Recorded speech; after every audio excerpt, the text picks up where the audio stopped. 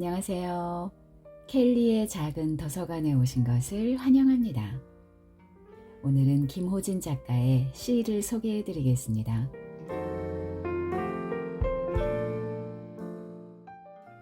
어젯밤 꿈에 아버님이 나타났어. 다짜고짜 종구 이놈 아직도 후사가 없어? 고얀 놈 하시고는 구름 속으로 사라지는 거야. 가위가 눌리고 말았어.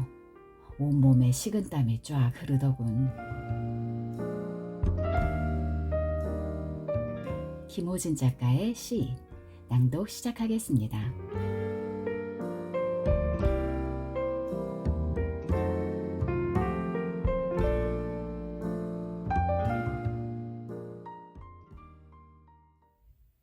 연호는 죽기 전 알을 낳는다. 종구는 사그라지고 있었다. 아편독이 쏠고 있어 누렇게 쇠 얼굴이 푸석했다. 당당했던 풍채는 옛 기억뿐. 툇마루 기둥에 기대어 아편년을 빨아대는 종구는 유령 같은 몰골이었다. 홀쭉한 몸피에 찌그러진 어깨, 엄지와 검지 끝이 노랗게 절어있고 간간 밭은 기침을 뱉어냈다.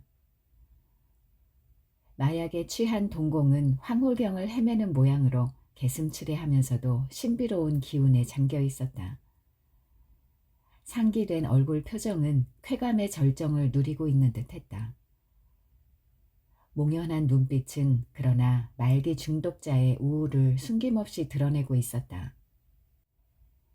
아편이 좋긴 좋아. 벌써 기분이 알랄하다니까. 입맛을 쩍쩍 다신 종구는 푸념 반 넋두리 반의 혼잣말을 구시렁댔다. 그는 느럭느럭 말하면서 글그렁거리다가는 퍼렇게 죽은 입술을 비죽이며 뜻모를 웃음을 피식 지었다. 죽음을 예고하는 웃음이었다. 오래전 한 강변 마을에 주포 어른이 살고 있었다. 40줄에 들어선 그는 부자면서도 떵떵대는 지주도 떠세하는 토호도 아닌 기품이 있는 사인이었다.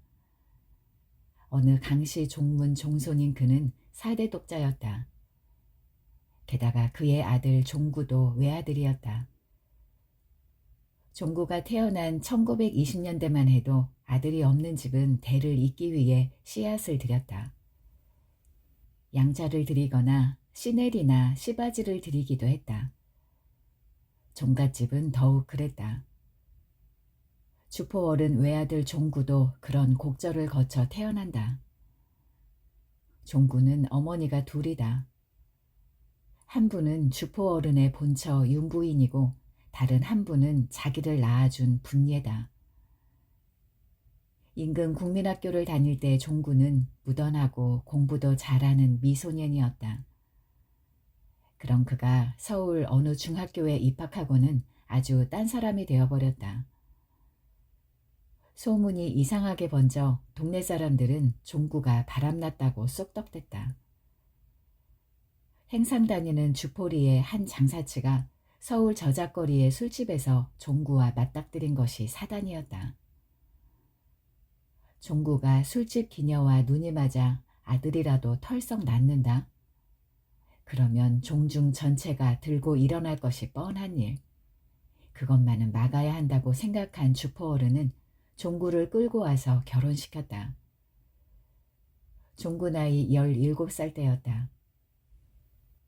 홀예식 날 후사에 한이 맺힌 주포 어른은 신랑 신부에게 주문한다.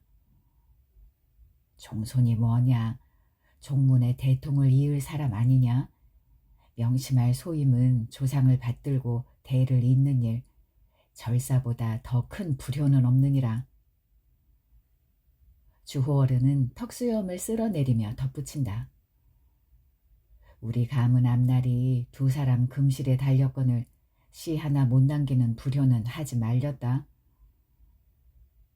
협박이나 다름없는 그 말은 주포 어른도 선친에게서 여러 번 들은 가훈 같은 당부다. 종구는 속으로 반발한다. 결혼이 자식을 낳기 위해서라면 동물의 짝짓기와 무엇이 달라? 종중에 대를 잇는 게 중하다고? 내가 시넬이란 말인가? 종구는 심술이라도 부리는 듯 결혼하기 무섭게 쌍둥이 딸 둘을 낳는다. 얼마 안 가 또 딸을 낳는다. 다음 해에도 딸을 낳는다. 네 번째 딸을 낳던 날 종구 아내 녹전댁은 죄스럽고 민망해서 일어날 수 없었다. 한숨도 탄식도 삼키면서 방바닥에 누워붙어 울기만 했다. 그때 용기를 준 사람이 종구 생모 분예다. 어머마 걱정 말거라. 달포 전에 무당골 전바치한테 태점을 안 받나? 요번에는 딸이지만은 요 다음에는 아들이라 카더라. 딸을 맞춘는 거 보면 용한 같다. 그이 고만 일나라. 맘 단디 묵어야 한디. 귀둥이로 자란 종구는 내 아이의 아버지가 되어도 얼러 키운 응석바지 같았다. 귀태나는 얼굴과 비계처럼 번들거리는 턱살이 그런 느낌을 주었다. 눈빛은 불안해 보였고 부르퉁한 표정은 어딘가 그늘져 있었다. 결혼에 대한 불만이 크고 학교를 중퇴한 데다 딸만 연거푸 낳았으니 그 중압감을 못 견뎌 하고 있을 게 뻔했다. 씨바지 몸에서 태어난 자괴감도 적지 않고 주위 사람들의 눈총도 따갑게 느낄 터였다. 주포 어른 본처 윤부인은 결혼 후 아이 셋을 연달아 사산하고는 사뭇 불임이었다. 초조해진 그네는 점도 보고 굿도 하고 절에 가서 비손도 했다. 수태에 좋다는 보신제도 이것저것 다려먹었으나 10년 넘게 아이를 갖지 못했다. 규방을 차지한 안악이 아들을 낳지 못하면 보따리를 싸던 시대였다. 더구나 그네는 토반집 종부였다. 그네야말로 제발로 떠나든가 쫓겨나든가 소첩을 받아주든가 자결이라도 해야 할 판이었다. 무자는 칠거지약의 하나건을. 어느 날 그렇게 탄식한 윤부인은 어금니를 사려 물었다. 어둠이 극에 달할 자정 얼음이었다. 종가의 핏줄은 이어야 하는 법. 중얼댄 윤부인은 진작 구슬려 놓은 19살 부엌대기 분예를 남편 방에 밀어넣었다. 자정을 택한 것은 단골 내 천지보살의 점괘가 그렇게 나왔기 때문이다. 주포 어른과 분리의 사주를 넣고 일진을 짚어본 천지보살은 그 시각이 아들 뵐 길시라고 궤를 풀었다. 몸집이 작은 분례는 예쁜 축은 아니어도 청순하기가 이를 데 없는 처녀였다. 일솜씨와 말솜씨가 옹글했고 행실이 조신했다. 사리도 밝았다.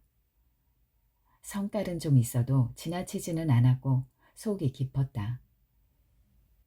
윤부인은 분례의 이런 됨됨이가 마음에 들어 남편의 시바지 소실로 들였다. 분리의 니도 적선하는 기다. 복받을 기다. 윤부인이 분례를 밀어넣고 사랑방 대도를 내려서며 덧댄 말이다. 빈틈없는 윤부인은 음지마을에 사는 분례 부모의 승낙을 일찌감치 받아두었다. 통 큰 그네가 옥담 내맞이기를 선뜻 떼어주자 분례 부모는 오히려 고마워했다. 분례가 남편 방으로 들어간 뒤 뒷곁으로 나간 윤부인은 거북바위 앞에 무릎 꿇고 두 손을 모은다. 몸집 좋은 어둠 속 그네 옆모습이 합장한 석불 좌상 같다. 종가의 혈손을 소원하는 것인지 불임의 한을 달래는 것인지 뒷방 마님으로 물러난 신세를 한탄하는 것인지 하염없이 보리자 염주만 짚어 넘기는 그네 볼에 두 줄기 눈물이 소리 없이 흐른다.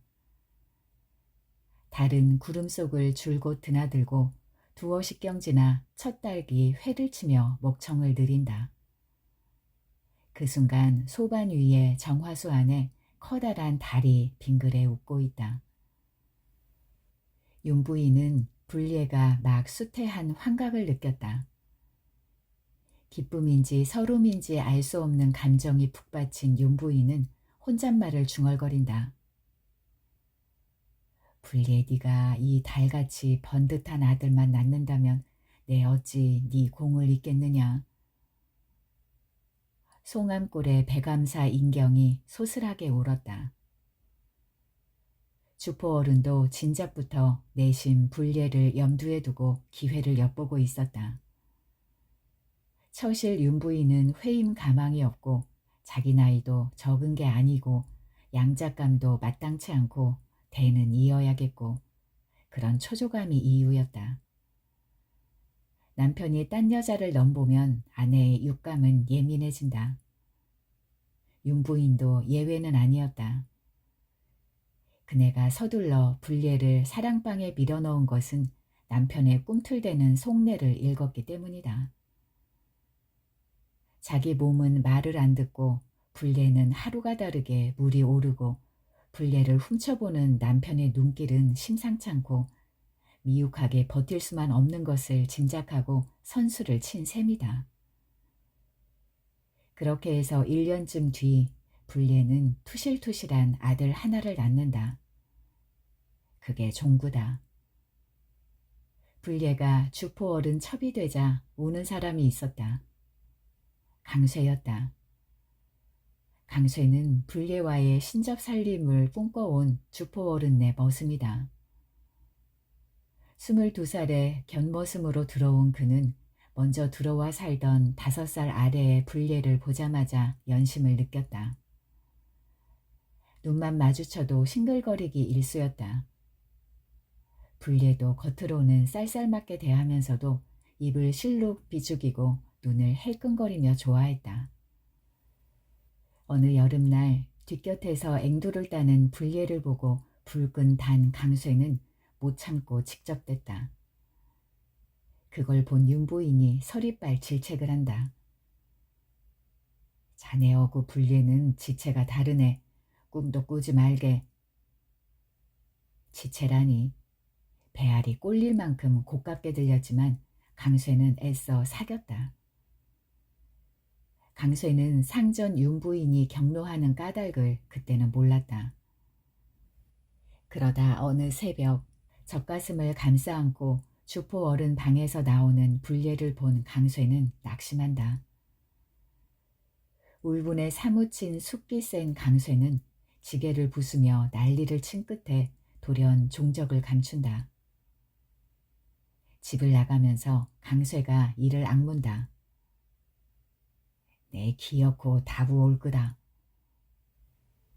강쇠는 이 마을 저 마을 다니며 소를 잡는 칼잡이 백정 성골씨 아들이다.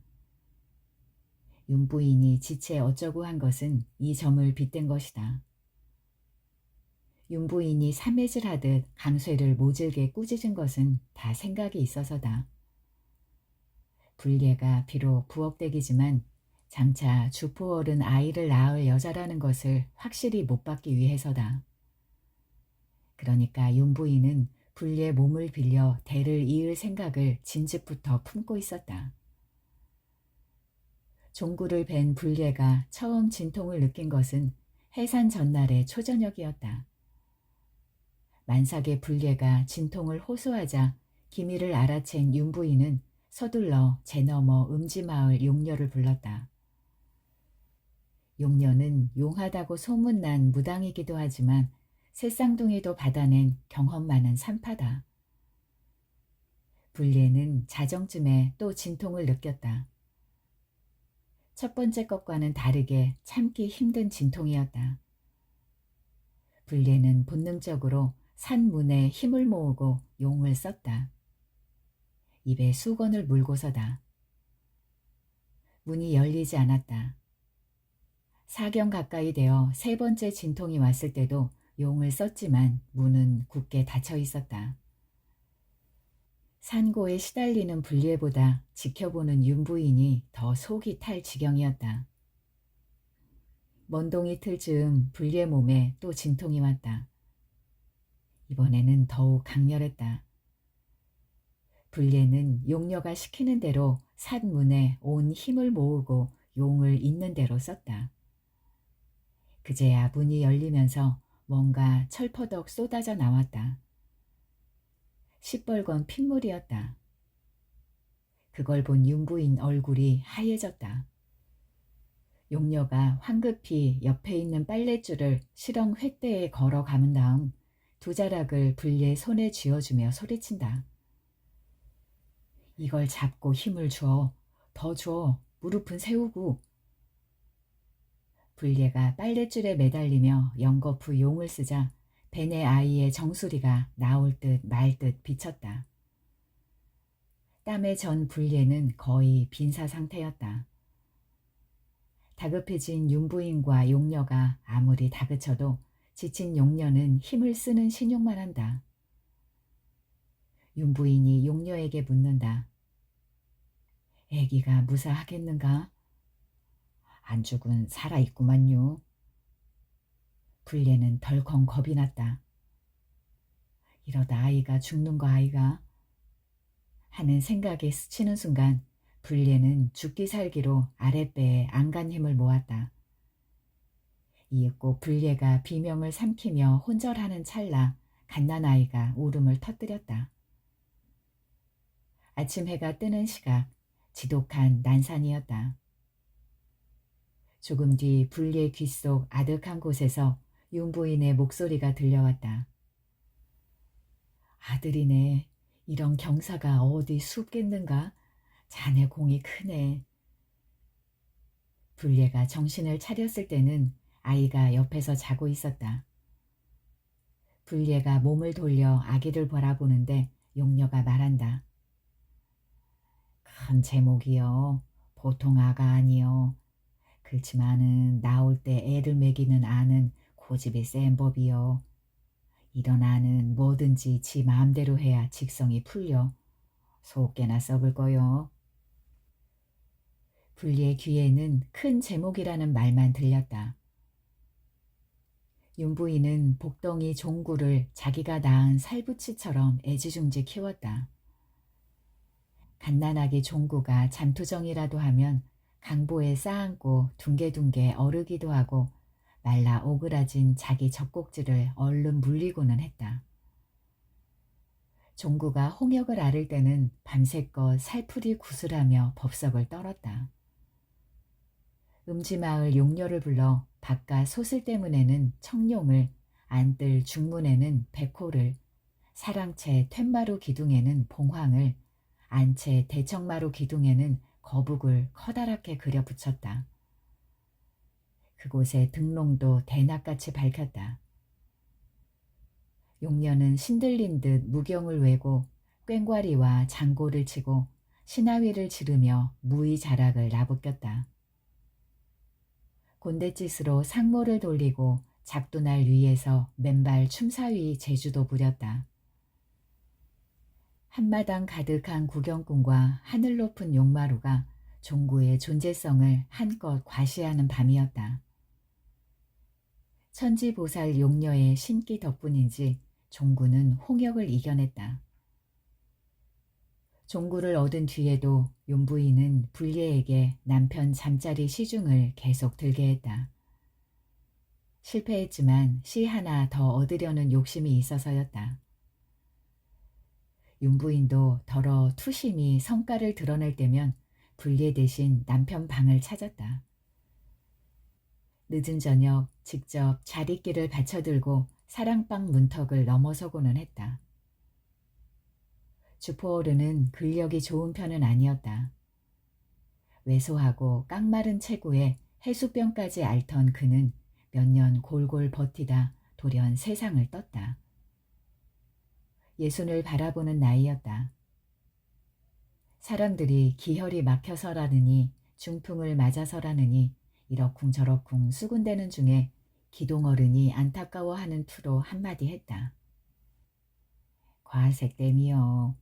새파란 처제를 소실로 삼았으니 안 죽고 백이겠나.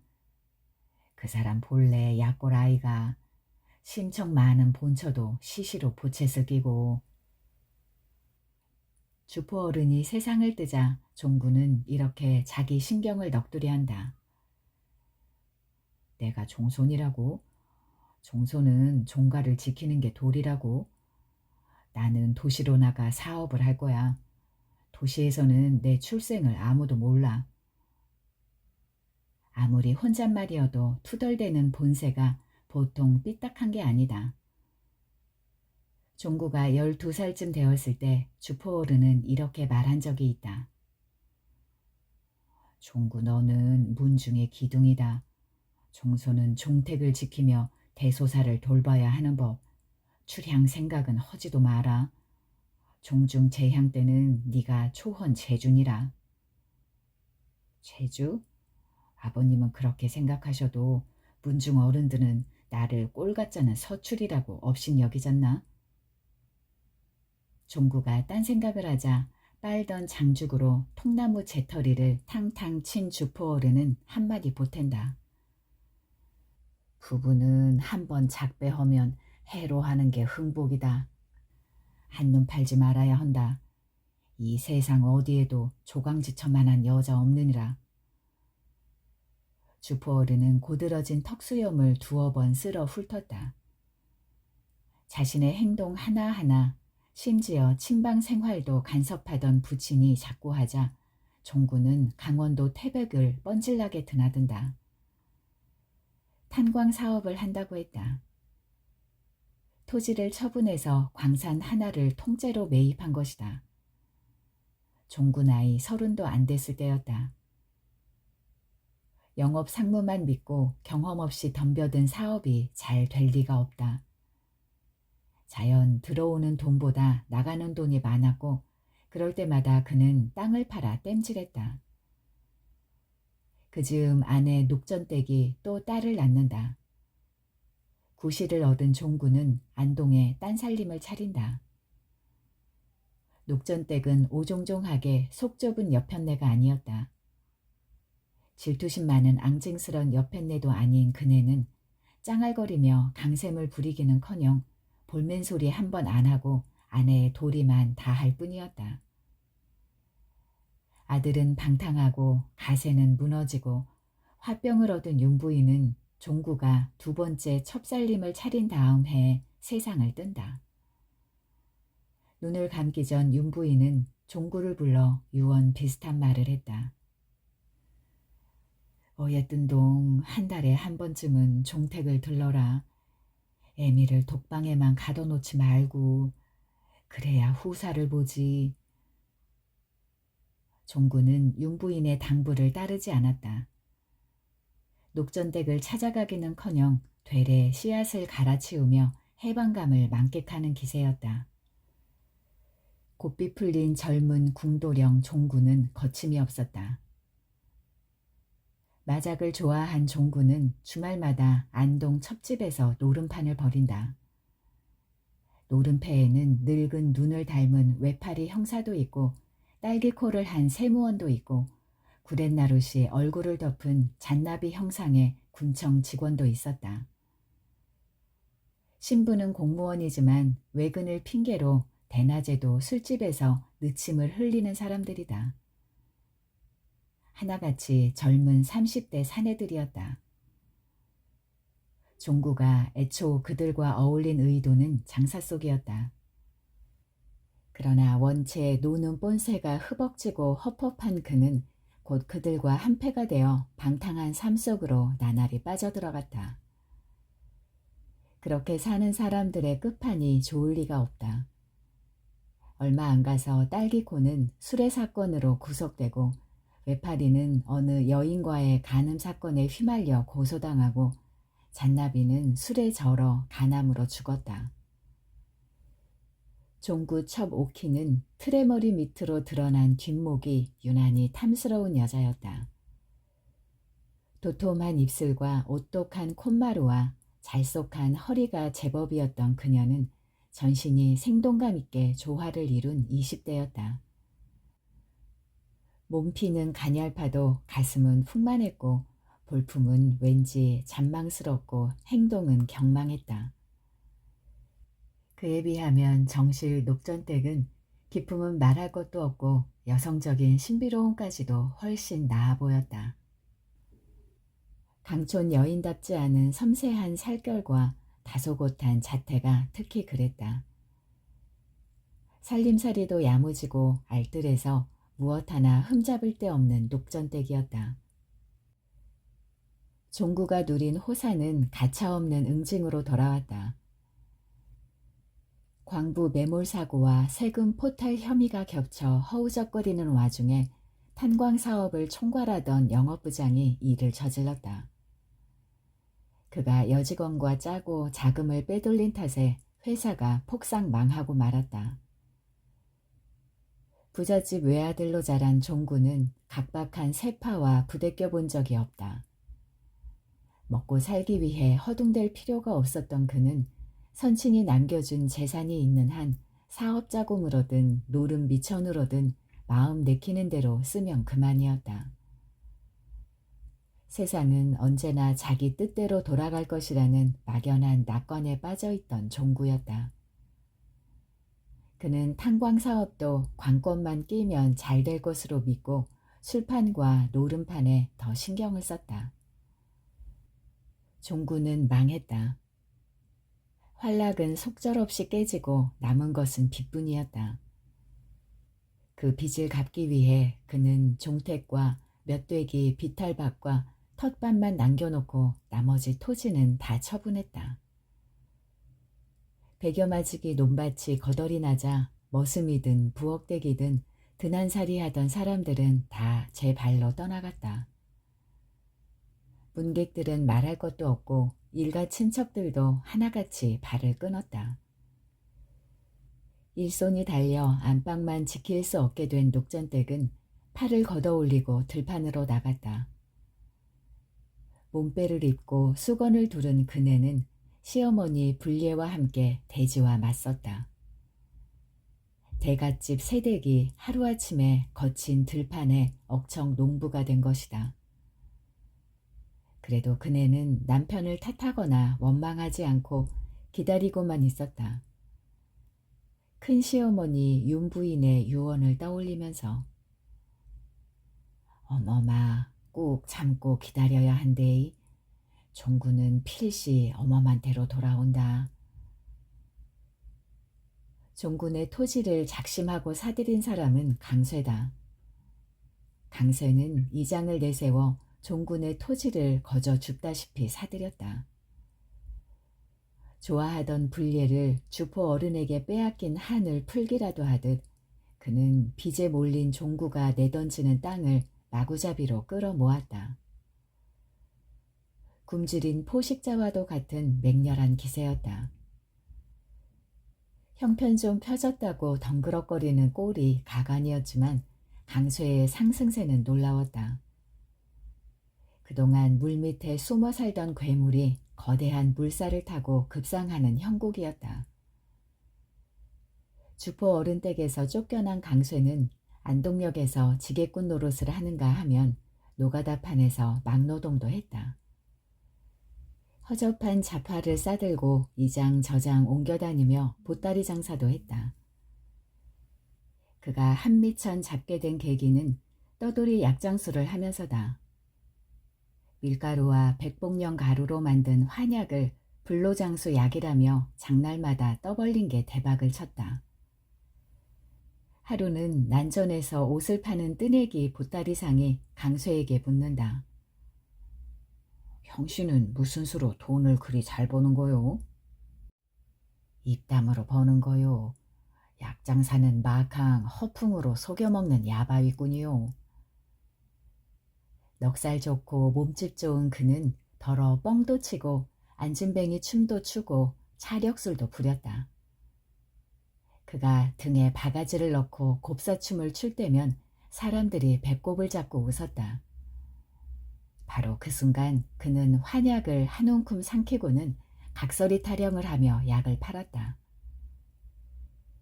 일본 형사 앞잡이 노릇을 하며 한몫 챙겼다느니 해방 직후에는 적산 가옥도 한 채 거머쥐었다느니 하고 사람들이 수군댔지만 그는 아랑곳하지 않았다. 영주 역전에서 여관업도 한 강쇠는 6.25 직전 고향으로 돌아와 음지마을에 정착했다. 환갑을 코앞에 둔 상처한 호랍이었다. 쫓겨날 무렵 주포어른과 윤부인 위엄이 서리빨 같은데도 지게를 작살내며 난리를 친 강쇠다. 원체 얼굴 가죽이 두꺼운 데다 오지랖도 경측에 넓다고 소문난 사내였다. 눈치 빠르고 잔꾀도 예사가 아니었다. 이런 그에게는 해방 전후의 수라장 같은 혼란이 한몫 잡는 기회였고 이번에는 옛 상전의 아들 종구가 또 한 번 기회를 제공하고 있다. 엎친 데 덮친 듯이 종구는 또 풍랑을 만난다. 살림이 군색해지자 첩이 다른 사내와 배가 맞아 달아난 거다. 종구에게 그것은 감당할 수 없는 충격이었다. 이 무렵부터 종구는 하루 종일 소주잔을 기울이며 청승맞게 훌쩍였다. 이 마귀를 실쭉거리며 질펀하게 우는 것이 자기 몸에 서린 씨바지에 한을 표출하는 것 같기도 하고 그간의 방탕을 회호하는 것 같기도 했다. 종구는 얼마 안가 아편에 손을 댔다. 회한에 시달리는 종구에게는 아편이 가장 좋은 안정제였을지 모르나 그것은 파멸을 재촉하는 촉매제였다. 아편을 끊으면 반미치광이가 되는 금단 현상을 견디지 못한 종구가 말기 중독자가 되는 데는 오래 걸리지 않았다. 제 앞가림은커녕 다른 사람의 수발 없이는 단 며칠의 일상도 누릴 수 없게 되자 그는 본가로 돌아왔다. 고향집으로 돌아온 며칠 뒤 종구는 뜻밖의 방문객을 맞는다. 강쇠였다. 강쇠가 윤부인한테 야단맞고 떠나던 날 불례는 눈물을 훔쳤다. 어떤 때는 그리움에 사무쳐 가슴을 죄기도 했다. 혹시나 되돌아올까 뒷산 고개를 쳐다보며 기다리기도 했다. 3년이나 한울타리 안에서 살면서 쌓은 정 때문이었다. 지금은 아니었다. 강씨 종가의 안방마님이 된 오늘의 불리에게는 종태까지 넘보는 강쇠가 원수진 사람보다 미웠다. 어흠, 종구 있는가? 대문 안으로 들어서며 한마디 툭 뱉는 강쇠는 곧장 사랑방으로 향한다.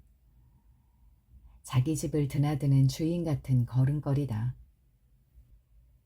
따개비 모자를 눌러쓰고 지가다비를 신은 차림이 소장료를 받으러 다니는 마름 행색이다. 훤칠한 키대에 돈살이부터 풍채는 그럴듯하나 몹시 거만스럽다. 헤어진 지 30여 년. 가슴 설레는 재회일 수도 있지만 그 모습을 안마루에서 본 불례는 얼굴이 달아올랐다. 서로 좋아했던 추억이 되살아났다거나 강쇠가 윤부인한테 쫓겨난 일이 기억나서가 아니다. 간밤에 꾼 꿈이 새삼 소름 끼쳐서다. 꿈속에서 강쇠는 종군의 기와집 용마루에 걸터앉아 술병을 들이키고 있었다. 저고리 앞서풀 풀어헤치고 배꼽도 드러내고서다. 술을 마시다 말고 불례를 녹일 듯이 노려보던 강쇠는 갑자기 늑대 형상이 되어 달려들었다. 아무리 생각해도 흉몽이었다. 비록 꿈이어도 아가리를 있는 대로 벌리고 한 입에 삼킬 듯이 덮치던 인간이 느닷없이 나타나니 불례는 몹시 불안했다. 강쇠가 찾아온 까닭은 종군의 마지막 보루인 종택 때문이었다. 이끼 낀 기와골엔 자풀이 성성하고 대들보는 썩고 있어도 그걸 집어삼켜야 원수 풀이가 시원하게 될 것 같아서였다. 강쇠는 진작 종군의 종택을 사겠다는 흥정을 두어 번 넣었다. 이 장을 통해서다. 불례가 번번이 가로막자 참다 못해 직접 찾아온 것이다. 엉큼한 놈, 내가 네 놈 속을 모를 줄 알아? 네 놈 뱃속에는 구렁이가 따비를 틀고 있어. 네 놈은 네 부모도 등치고 간을 내먹을 놈이여. 배랑 맞아 죽을 놈. 입속말을 한 불리에는 뒷곁으로 가로질러 사랑방 쪽으로 서둘러 간다. 여차하면 한바탕 몸싸움이라도 벌일 듯 분노에 찬 발걸음이다. 방 안으로 들어간 강쇠는 불리의 아들 종구를 아랫사람 대하듯 하대한다. 무난히 늦었네. 몸은 좀 어떤가? 종구는 풀어진 눈으로 멀거니 마주보기만 한다. 불리에는 문 밖 쪽마루에서 숨죽인 채 듣고 있다. 긴장한 탓인지 핏기 없는 불리의 얼굴이 창백하다 못해 파리하다. 강쇠는 제법 격식 있게 몇 마디 인사말을 건네고는 대뜸 본론을 꺼낸다. 집을 팔아서라도 몸을 나서야 하지 않는가? 후하게 줄 테니 팔게나. 우렁우렁 울리는 능갈친 목소리다. 종구가 머뭇대는데 불리애가 곤두박질 치듯이 뛰어들어 새된 소리를 지른다. 아이고, 종택은 몸 팔아. 내 눈에 흙이 들어가도 안 팔아. 악다구니와도 같은 악질 센 목소리다. 그것은 거의 발작에 가까운 발악이었다. 주제에 종택을 사겠다고? 넘볼 걸 넘봐, 이 사기꾼 놈아. 종택은 아무나 못 사. 종가는 종손이 사는 집이요. 분수도 모르고 돌매총이 맹구로 나대지 마로. 눈꼴 싫어보. 낯가릴 사이도 아니고 오기가 뻗친 불예는 대놓고 성질을 부렸다. 불예가 그토록 야멸차고 본때 있게 나올 수 있었던 것은 임종 때 윤부인이 한 말이 생각나서다. 어예뜬 동 종택은 지켜야 하네. 누가 뭐라 해도 팔면 안 되네. 종택 없는 종소는 걸뱅이만도 못하네. 내 말 허수이 듣지 말고 명심하게. 자네만 믿네. 혼쭐을 당한 광쇠는 군말 없이 가버리고 불례는 아들을 부둥켜 안고 울부짖는다. 이 사람아, 정신 좀 차려. 종손이 이래도 되나 말이다. 뒷말을 잊지 못하고 입을 실룩거리는 불례가 실성한 사람 같다. 지켜보는 종구 안의 녹전댁은 눈물을 치맛자락으로 찍어내며 목구름을 삼킨다. 종구는 여윈 턱을 치켜들고 등신인 듯 희죽희죽 웃는다. 울다 말고 크크 서름을 삼킨 불례는 돌연 핏기 없는 눈자위를 희번득 뒤집으며 까무러친다. 그 길로 그네는 몸져 눕는다. 소식을 들은 강쇠는 화병에 좋다는 환약을 지어 이장편에 보낸다. 이장이 약봉지를 내놓으며 불리에게 말한다. 강쇠 어른이 보냅니다. 챙겨 잡수시고 얼른 쾌차하시소. 머리에 수건을 동이고 반 몸을 벽에 기댄 채 불례는 듣는 둥 마는 둥 입속말을 한다. 네 놈이 어예라도 종택을 뺏겠다는 꿍꿍이지.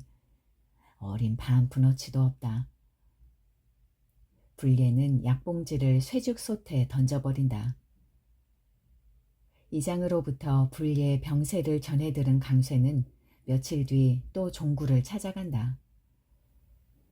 불례가 누워있는 틈에 종택건을 단판 짓기 위해서다. 종구를 만난 강쇠는 아예 터놓고 말한다. 종구, 전번에 내가 한 말 생각해 봤는가? 시세보다 곱절로 주겠네. 종택을 팔게나. 그때 종구 안의 녹전댁이 시모 불리에게 급히 사례한다. 어맵요. 강쇠 그 사람이 다부와서 종택을 팔락하니더. 웃자마 좋니께요. 내 이 돌쌍놈을 당장 요절내고 말기다. 벌떡 일어난 불리의 눈빛이 성난 암사자 같다.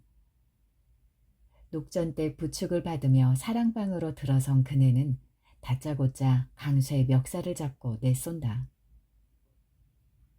이놈아, 이 늑대 같은 놈아, 나를 이래 맹글어 놓고 먼 염치로 또 왔노. 우리 집이 망해야 원이 풀리겠나? 빈대도 낯짝은 이딱 하더라. 이 빈대만도 뭐한 놈아. 돈 좀에 있다고 종택가장 넘봐. 오늘 니캉 내캉 같이 죽자. 분을 못 이긴 불례는 강쇠 손목을 물어 뜯었다.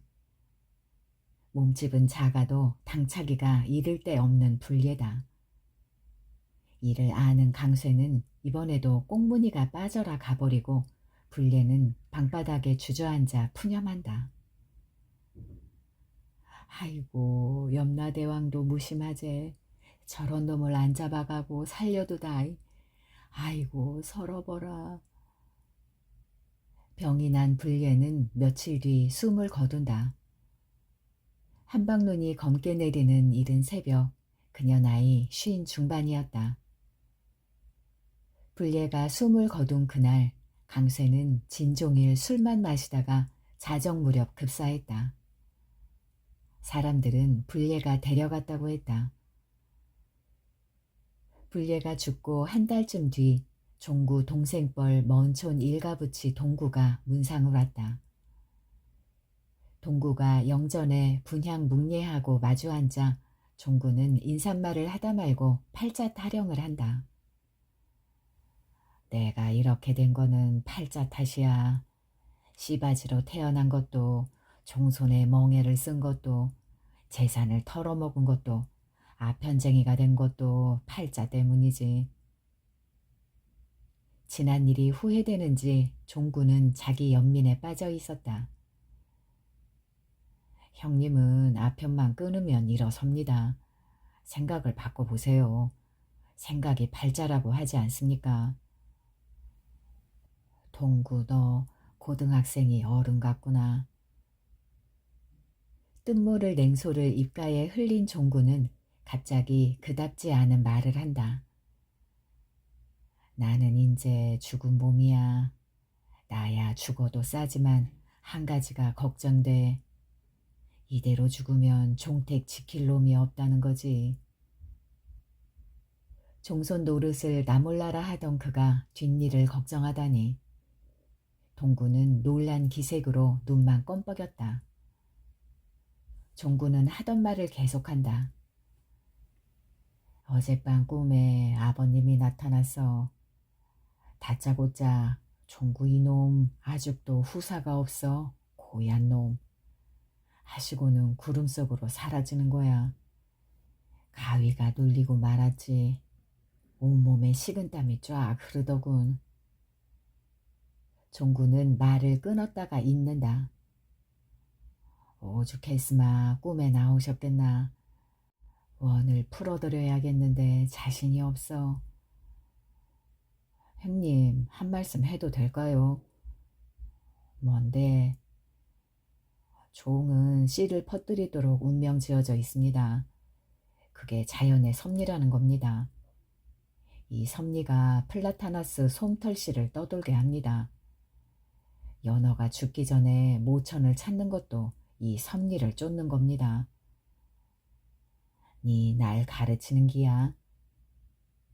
종구가 나무라듯 소리쳤다. 형님은 가능합니다. 젊으니까요. 형님 섭리를 따르세요. 가능? 자식이 싱겁기는. 종구는 수긍하는 투였다. 섭리를 따르라.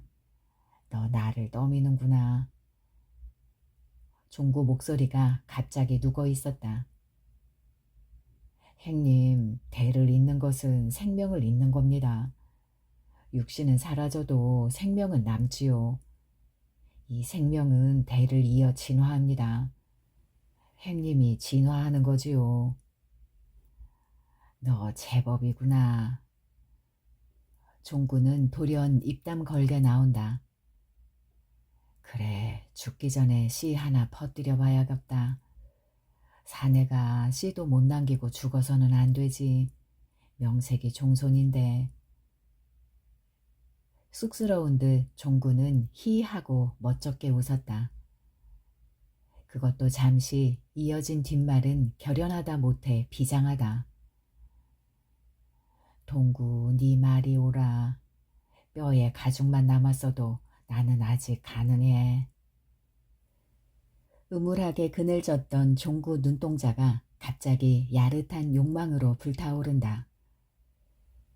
지는 해가 마지막으로 쏟아내는 광채 같았다.